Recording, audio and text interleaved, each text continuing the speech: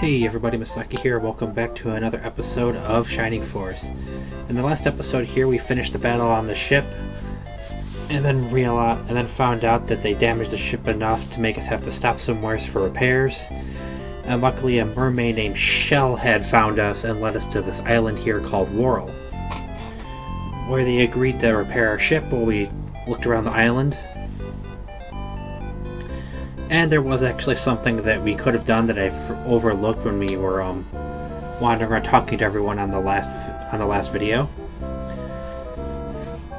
So we'll do that now before we continue on with the story. And if you're wondering why we're here at the hotel instead of the church, well, that's just what happens when you load up the save from Worrell.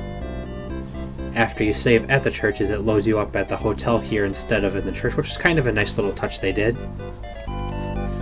So what the thing is that we forgot to do, and by the way,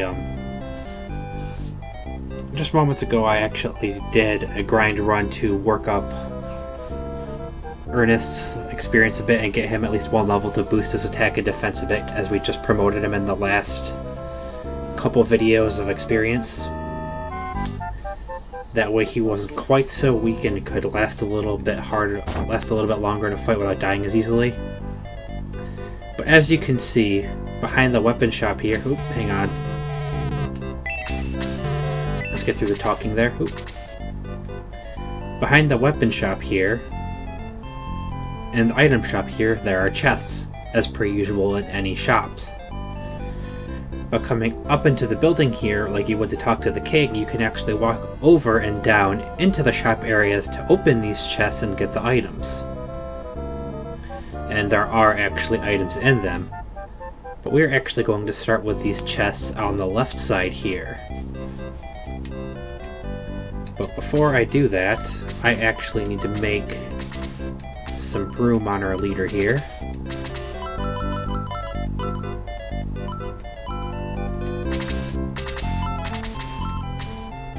So give me a minute. This is actually going to take a bit because I'll probably have to do this maybe one more time after this,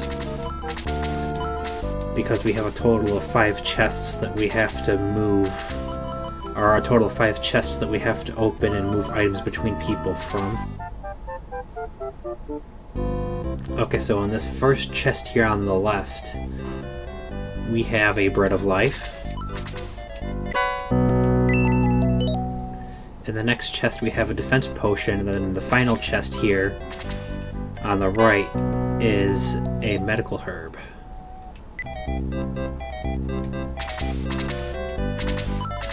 And I actually don't have room again right now, so I now again have to move items.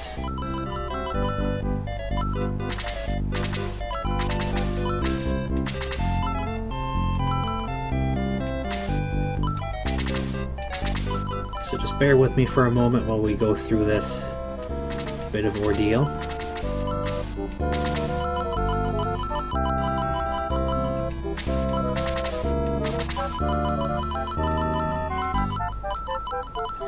No other way to grab these since in this game, or well, I should say in this Shining Force, after your leader's inventory is full, they don't instantly move items to the next available character's inventory space.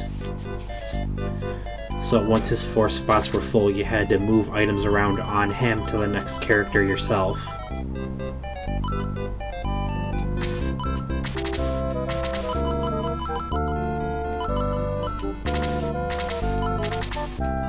And I'm actually just going to move power spears around a little bit too while I'm at it, so bear with me for a little bit here, guys. As I do potentially want to hold on to the power spears just in case.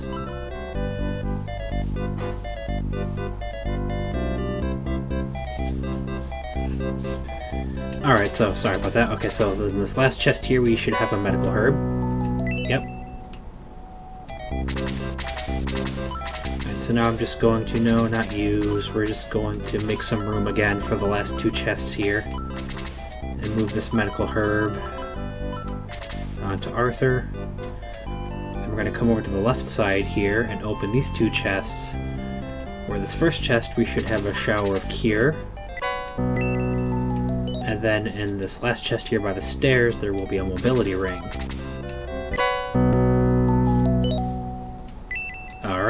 And so that's it for the chests that we missed we should have grabbed in the last video.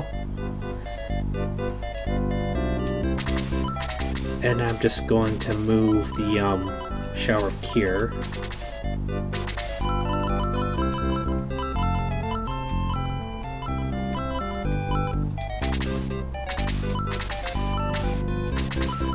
And do a little bit more inventory management, so bear with me for a moment.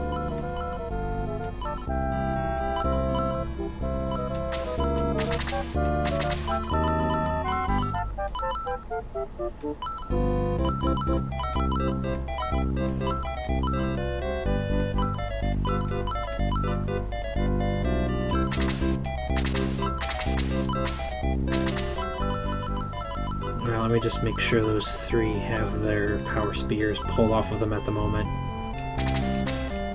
Alright, I actually meant to sell the bronze lances and the longsword. And I had originally, but at this point I totally forgot that they weren't gone and saved before I went to record, so I'll just do that after this video in between recordings, so don't worry too much about that. As before, now because we had actually gone through the fight once, then left to save after getting a level on Ernest there, so he wasn't quite so squishy. I need you to move so I can get on the boat there, guy. Come on. One of the issues of this game is they can take forever to move at times. Is that once you do that, once you move right here, as you can see, it doesn't instantly drag you down because the water's not pouring down into there anymore. So now you could actually go over here and talk to this person, and all they say is, I want to visit Ring Reef. And then they say, would you go with me? And that actually disappears on its own. So that wasn't me speeding through it, it kind of disappears on its own past that. And what would happen is, well, hang on here.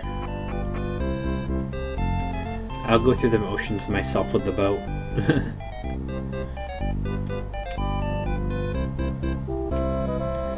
After you talk to the mom and she moves down to here, you would move to here, then once you move to the first buoy here, the game would auto-move you like this to here, and down the waterfall there, and you would crash. And you would essentially wake up with the boat gone. And you'd be down here in this bed. And you come up here and you talk to this guy. There's actually nothing in that chest. It's already open. It's probably just your equipment and items, so don't worry too much about that. But this bookcase has an interesting thing here. If you look at it, it just says, A Life in the Light, Secrets of the Royal Region, and many more books. And if you talk to this guy...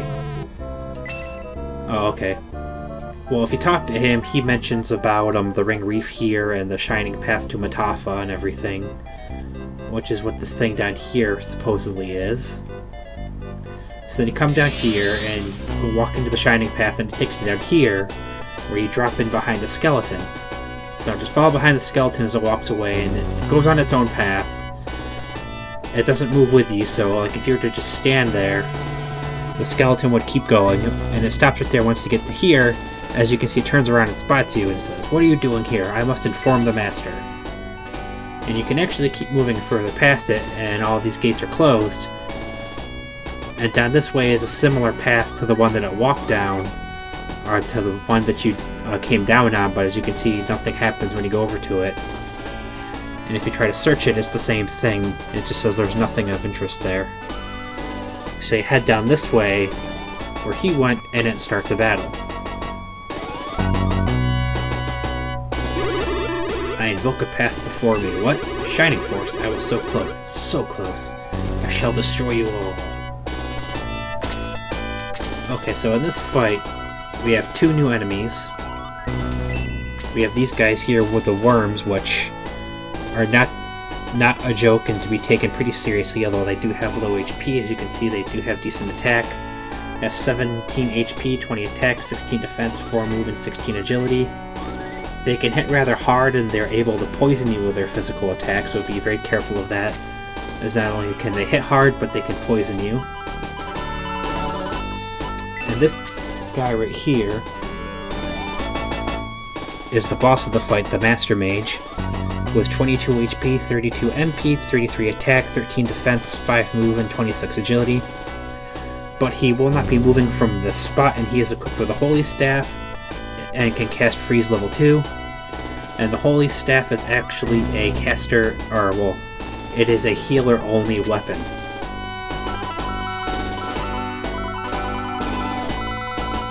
Now what'll happen is the Skeleton and Hound are going to be moving down into here to block you off. These two Skeletons and the Worm are going to just be moving right here to block you off, and then the Hound's are going to be moving in front of them right there. And this Skeleton and Hound are going to be moving down in here to block you off as well. Then you have these two Bats, they're going to be moving into here to attack you.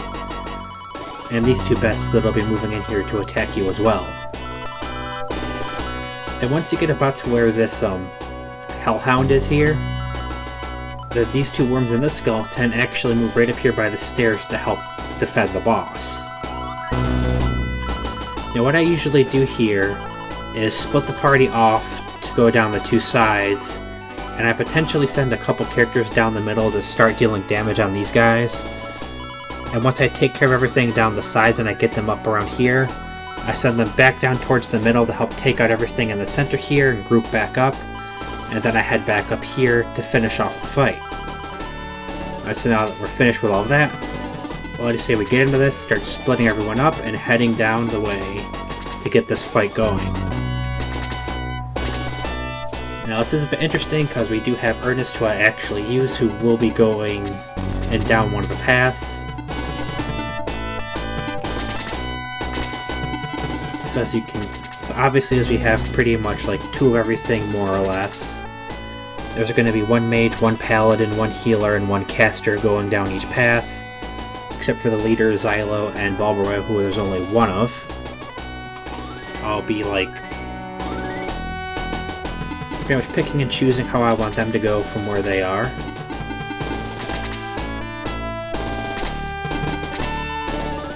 And I don't remember if... Okay, that's right, because I did the practice fight, so the Steel Lances are equipped. Actually, I went into this before and totally forgot to equip them. Alright, Balborough, we're just going to move you up there. So right now, yeah, Ernest is squishy, not quite as squishy as Balborough, because Balborough is about the same level, but he's actually slightly squishier in my opinion. And you can see these guys, like, taking the formation on the sides as I said they would. And the ones at the center they're doing, like I mentioned. Once we get a turn, I'll show it here again. I'm not show it again, but I'll show you what I'm referring to. We're on the battlefield here. Okay, come on. So as you can see, these three, like I said, they block the center path there, then the Hellhound move in front of them. These two move down this single block path here, blocking that off. These two bats moved in on us to attack. These two bats started to move in on us to attack, and these two moved in to block that path. Alright, we're going to move you there. Hero, move you there. So Xylo, going to probably take you over to the left.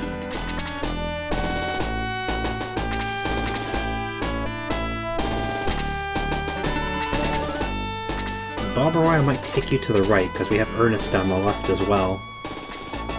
So hang on here while I do some 1, 2, 3, 4.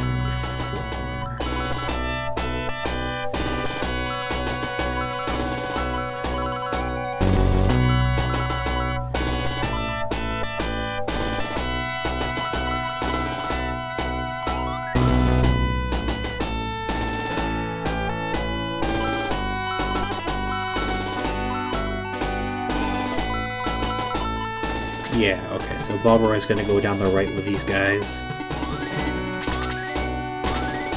Now along with...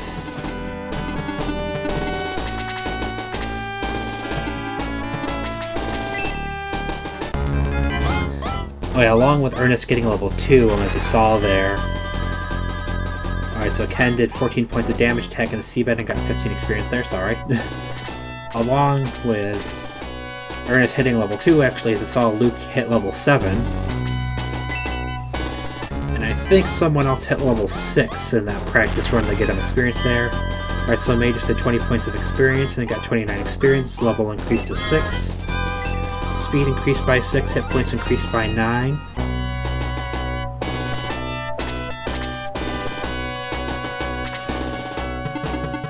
Alright, this other pet's moving in. They're not going to attack May, surprisingly.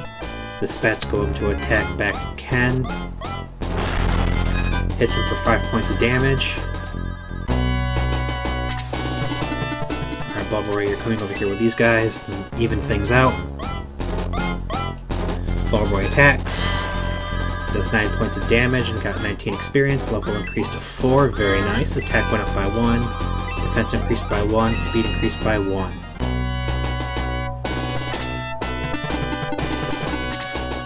Now those hounds and the skeletons are starting to move back up outside of the path because I'm starting to move everyone inside and attacking. This was very weird how they did that, I thought. Alright, so Ernest attacks and misses, gains 1 experience. Not completely surprised since all bats in this game tend to have high agility and avoid a lot of attacks on you. And Ernest is only level 2 promoted there. As the second sea bat attacks Ken, does another 5 points of damage. Alright, the sea bat attacks May. May takes 1 point of damage. That skeleton moves up outside of the area again too.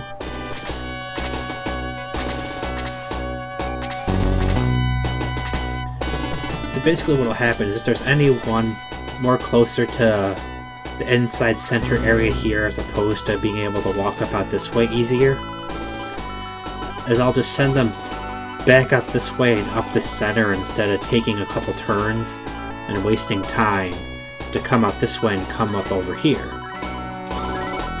Oh wow, looks like we're already getting close to the 20-minute mark. Okay, so... Oh, sorry for that. I'll cut that out. Alright, well, I'll cast Blaze 2 on this bat. Alright, Tau cast Blaze level 2. Hits the bat for 9 points of damage. At 13 experience, level increased to 6. Attack increased by 1. Defense increased by 2. Speed increased by 6. Hit points increased by 1. Magic increased by 2. Yeah, magic points increased by 2. I'll have Henri attack these 2 bats with Blaze level 2 as well. Hits the first bat by 9. Hits the second bat by 9, killing it though, and gains 47 experience, 350 coins. Her level also increases to 6. Attack increases by 1, defense increases by 5, hit points increased by 3. Learns the Bolt spell. Very nice.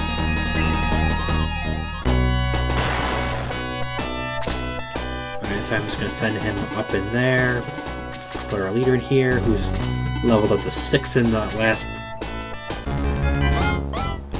leader did 6 points of damage, defeating the Seaback, got 28 experience and 350 coins, and as you saw, they're in the practice fights to get Ernest at least 1 level. He actually got a level to level 6. Alright, and then once we get a turn again, there we go. Alright, so I'm actually going to call the video here, so we're about a minute away from hitting the 20-minute mark. And the next one we'll continue this fight and see if we can get through it and finish it off and continue the game. So until then, everybody, remember to subscribe, like, and leave a comment if you want. Remember to follow me on Twitch and Twitter. On Twitter, I often post things game-related as well as updates on my New Leaf town, like projects and any major events, or things going on, new villagers, birthdays, those sort of things, and other major gaming things related that I'm doing, or streams even. And then for streaming, obviously, I do have a stream that I do have to do when a friend can watch. And I've been streaming this game as well, and I have other streams potentially planned to do down the road. So I'll see you all in the next one when we continue this fight. So until then, goodbye.